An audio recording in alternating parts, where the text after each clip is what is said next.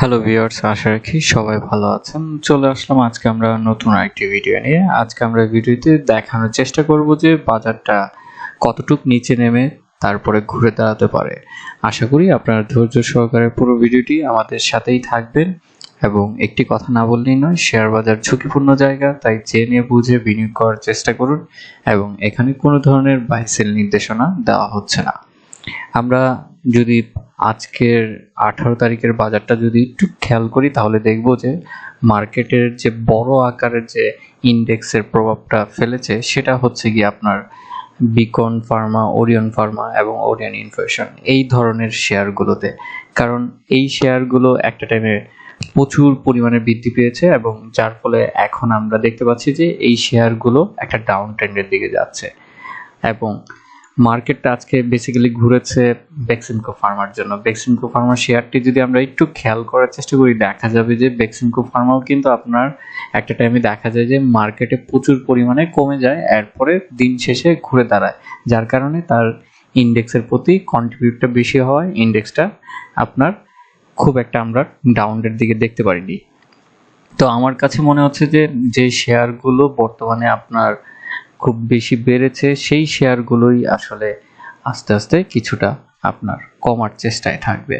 বর্তমানে যদি আমরা বাজার দেখি তাহলে হচ্ছে যে বাজার আমাদের 6300 থেকে তার নেক্সট হয়তো সাপ্লাই টা কমে আসবে এবং হচ্ছে যে ডিমান্ডটা ক্রিয়েট হবে।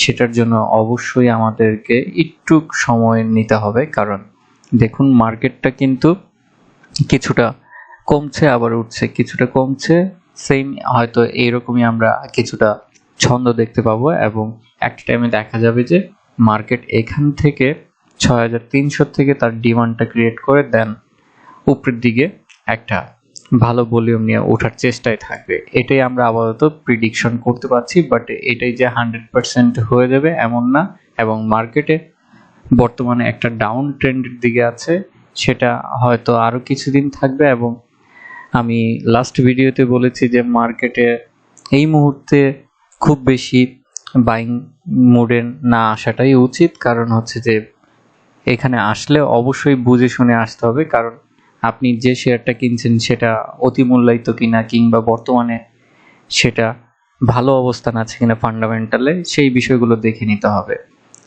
আদারওয়াইজ আপনাকে একটু সাইডওয়েজে থাকতে হবে, যেহেতু আমরা ম্যাকডিটাও দেখতে পাচ্ছি যে সেটাও ডাউন ট্রেন্ডের দিকে আছে।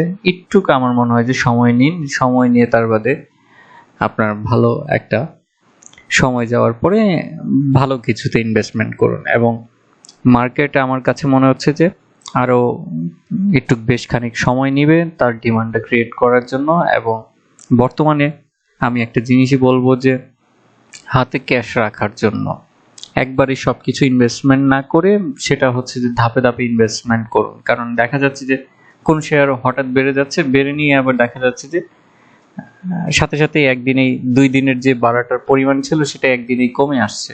তো সেই জায়গাগুলো যাতে আপনারা অ্যাবজর্ব করতে পারেন এবং সেটা যাতে অ্যাডজাস্টমেন্ট করে একটা অ্যাভারেজ করা যেতে পারে, সেই জায়গাগুলো একটু খেয়াল রাখতে হবে।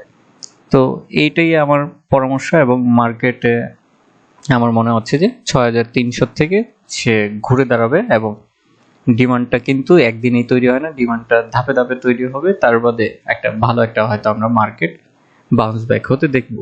সেটার জন্য অবশ্যই অপেক্ষা করতে হবে।